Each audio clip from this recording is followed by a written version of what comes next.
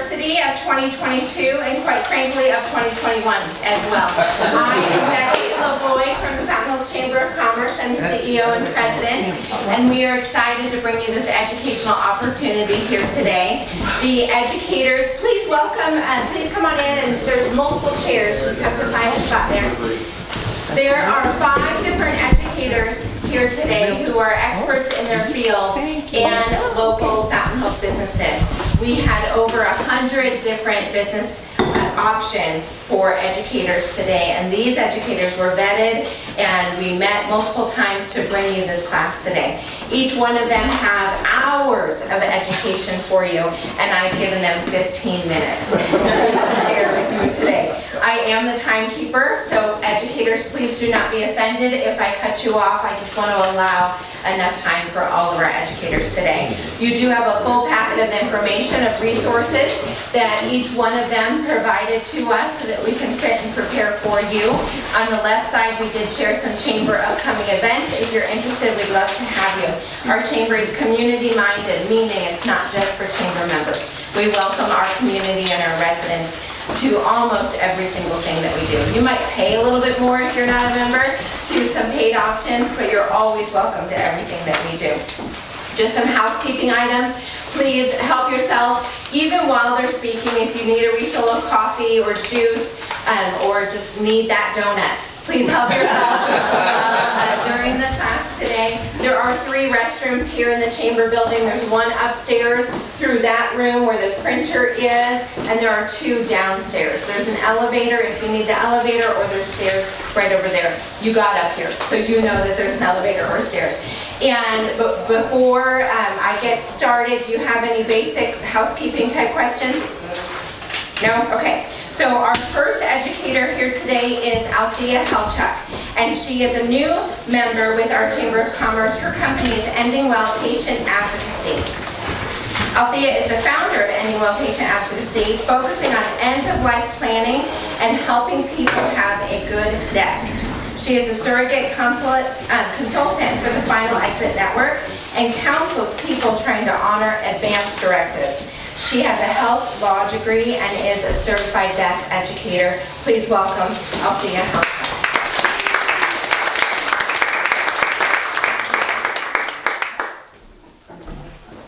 Oh my God, my time's ticking away. She's right, 15 minutes with all of this is incredible. First of all, there's a PowerPoint, some sheets in your packet, and it's probably going to be easier for you to follow along with the PowerPoint. This is the first one in your packet. You have 3 slides on each page with a room for notes. So, welcome everyone. Thank you for coming out so early in the morning. And thank you to the Chamber for allowing me to give this presentation. This is my life. I love talking about end-of-life subjects. Advanced directives are something everybody needs. So I'm going to be talking about taking death planning out of the closet because people don't like to talk about it. So I'll talk about the importance of advanced care planning, the different types of advanced directives, and offer tips on choosing an effective surrogate. You have something in your packet too about tips on surrogates, and I'll talk about that. Listen to Ben. By failing to prepare, you are preparing to fail. And if you do that, not prepare, if other people can control your critical care when you can't speak for yourself.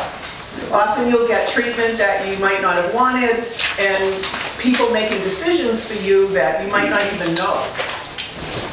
Accidents happen every day. We're all going to die. I know. None of the people in here are going to die, including me, but this is for other people. So you need to prepare for your ending and do it right. To quote Emily Dickinson, "Because I could not stop the death, he kindly stopped for me." It's a great poem. But advanced planning isn't just for end of life. A medical crisis can happen in the blink of an eye. And how much worse would that car accident be if you were in a coma in an ICU with no directive and no surrogate? My 49-year-old brother-in-law had a massive stroke. He had no advance directive and no surrogate. So his brothers got together and made healthcare decisions for him, which were not, by the way, what he wanted. So this is what happens when you don't plan. These kind of events are survivable, but living a good quality of life or merely surviving, like my brother-in-law, can look very different. Please don't wait until it's too late or you're too sick to choose your future health care treatments. Next page. These girls are the poster girls for failing to prepare. You may have heard of them. Karen Ann Quinlan, Nancy Cruzan, and Terry Schiavo. Every competent adult over age 18 should have an advance directive.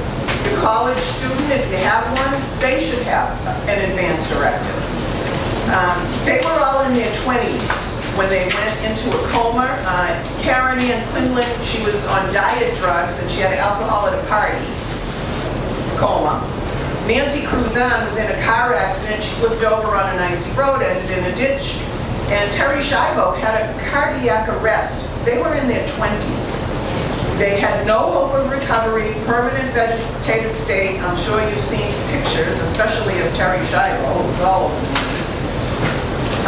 None of them had an advance directive, and after many years of fighting, the courts finally allowed the families to discontinue life support, but it was years, it was 7, 8 years. They were at the center of landmark cases in the right to die movement and fighting for people to make their own health care decisions.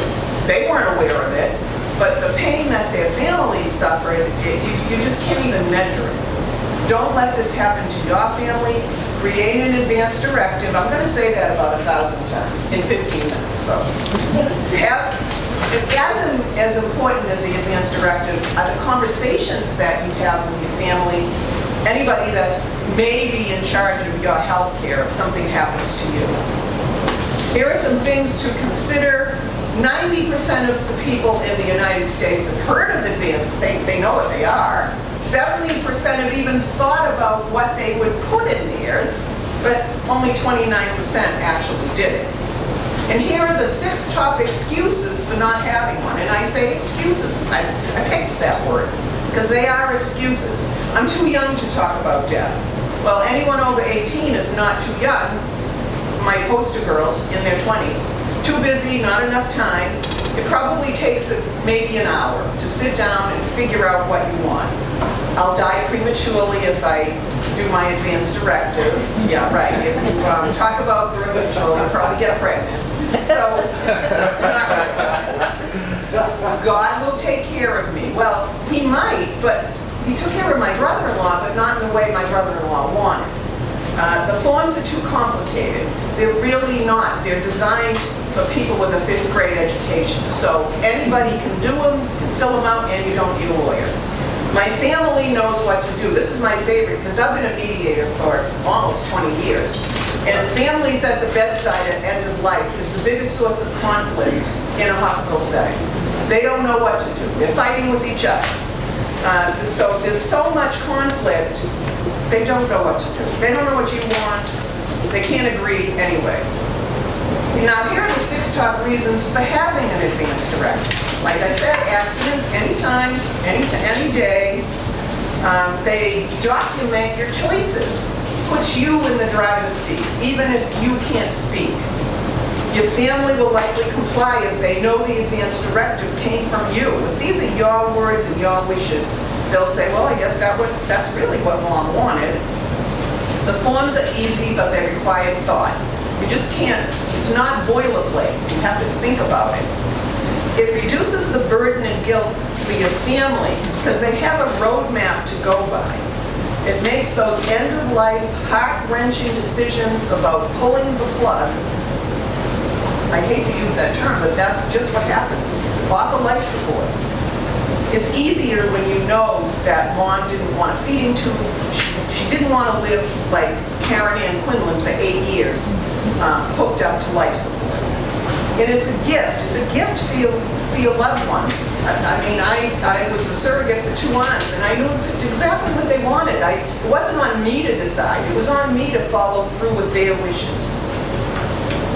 So when you're doing your advance directive, I just kind of threw this in here because passwords are a big thing. I can't remember my passwords from one day to the next. If you were in a coma tomorrow and say your wife was the one signing the checks, would you have the password to go into her accounts in order to access your money? You really need to have passwords in a place that's secure. Somebody needs to have them.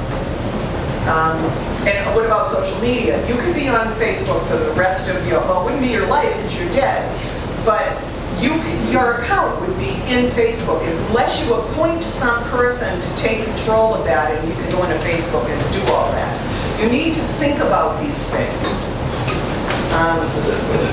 The next slide is from the New Yorker. It's like you forgot to get the kugel recipe. How many times does that happen? My mother used to make lemon meringue pie. It was fabulous. Did I get a recipe? No. Should I? Yeah. And anything else on the bucket list, make sure you do it so you have no regrets. The next page starts with advanced planning forms. And it's kind of like a walkthrough. Like I said, 29% of the people have an advance directive, and by the way, that's up in the last couple of years because people had COVID and were in an ICU and didn't have an advance care directive, and they were thinking, well, I better get one, I better do one, or they saw family members die without one. So that's pretty good, 5% in 2 years. The basics are, number one, almost always in I've never seen it any other way, choose a surrogate. Pick someone you trust, give them the authority to make health care decisions for you when you can't speak for yourself.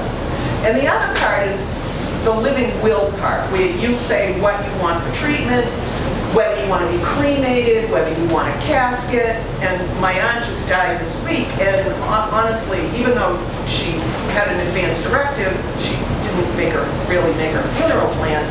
And you can spend all kinds of money in a funeral. Caskets, I saw one for $30,000. So you can say, no, I want to be cremated in a green burial in a forest somewhere. You just have to know you can do that in the state you live in. Organ donation, some people go, no, don't want that, but they'll take your tissues, and that's considered an organ in organ donation. So all of those things go in your living will. You can pre-plan and pay for it all. So it just requires that you put it on paper, sign in front of witnesses, share your copies with your surrogate, and make a video. I say this because if mom makes a video and says, yeah, I don't ever want a feeding tube, and then somebody comes along and says, oh no, we want to keep her alive, we need a feeding tube. No, here she is, you have evidence. And that's really what it is. It's a backup for your advance directive. Arizona offers free forms through the Attorney General, Secretary of State, but they're 29 pages long, including the instructions. I have a law degree, and you know, it's kind of boilerplate. I usually recommend 5 Wishes. Prepare is another one. You can download it online, and it's free. 5 Wishes is $5. I have some over here for free. What are the wishes? Again, number one, who's going to make decisions for me when I can't make them myself? What medical treatment I want? How comfortable I want to be? Do you want to have oils rubbed all over your body? That's in there. How do you want people to treat you? Don't you want a crowd by your bedside or not? I have a client, she doesn't want anybody in the room except her dogs. So that's really what you want. And what you want your loved ones to know. This is your last opportunity to say what you didn't say, and, you know, like, I'm sorry, forgive me, whatever it is.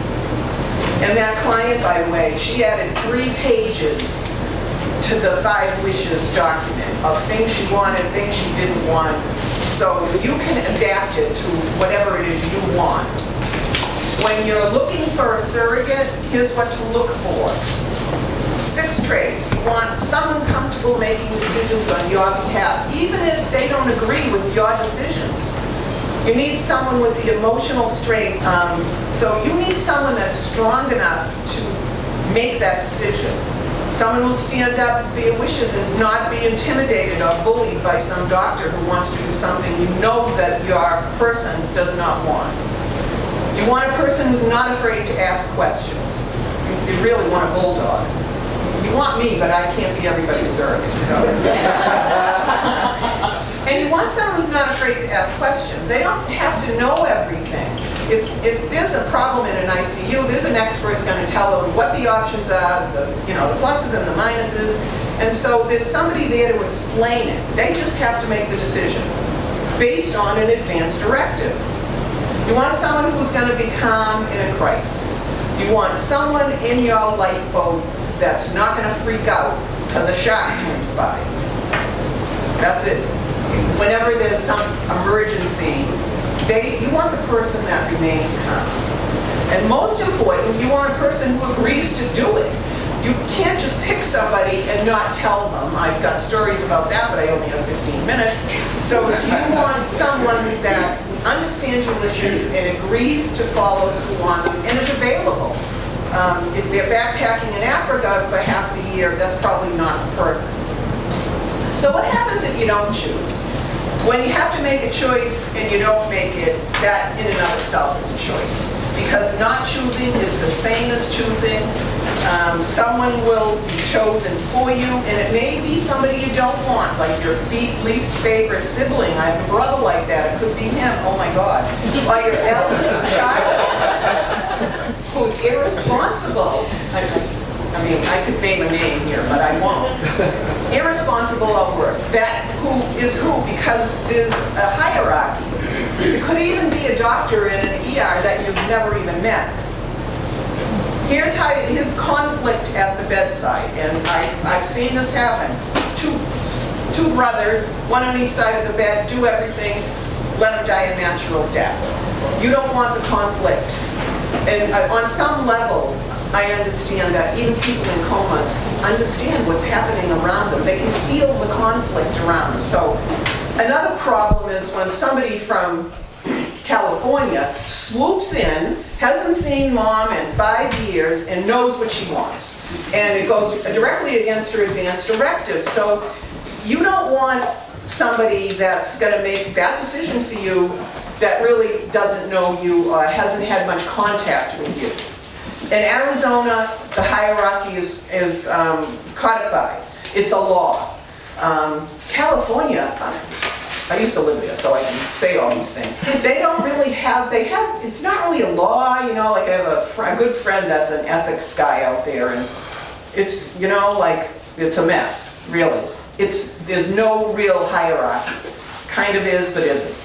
So in Arizona, the top is actually a guardian that the court would appoint. Next is your spouse, unless you're legally separated or divorced. Your adult children. Oh, don't tell me. $10. Is that like a 5-minute warning? No, that's 15 minutes. Oh my God. Wrap up what you're sharing and then we'll take questions. Okay, all right. Then it's your adult children, but they try to get a consensus, and imagine that, I can't even agree. We have to go to dinner with my sister, so I can't imagine us agreeing on something like that. Then it's your parents, if they're alive. Registered domestic partner if you are unmarried, your siblings, and again, it's kind of, they try to get a consensus, and your close friends. And let me just wrap all of this up, man. Nancy Cruzan was responsible for a lot of things, even in a coma. They passed the patient right there. They were working on it in Congress, but all of her whole case came up, went to the Supreme Court. They wouldn't let her parents take her off life support because she didn't have anything written down. So advance directives, it shined a light on them, her being in a coma. And then it got thrown back to the lower court. Like the Supreme Court just says, nope, not going to do it. Go back to the other court, see what you can do. And she had conversations with her friends in work and said, I never want to live like a vegetable. That was the word she used. I never want to do that. And the court accepted the friend's testimony as like an advanced directive. And so they allowed her parents to take her off life support. So again, your advanced directive is very important, but conversations with your loved ones, with your surrogate, that's really key. So that's, oh, she left the room, so I can't. She's back. No, she's back. All right, so I think you are, she's gonna do a drawing. I have to do a drawing. You have my slides. She said I'm a surrogate consultant with the Final Exit Network. Just because you're here today and I'm doing this in conjunction with them, there's free magazines. You can do a membership with them where you get 4 free magazines in a year just to try out a membership. They have a lot of great resources. The 5 Wishes is over there, free for the taking. And thank you for your attention. Thank you. Thank you.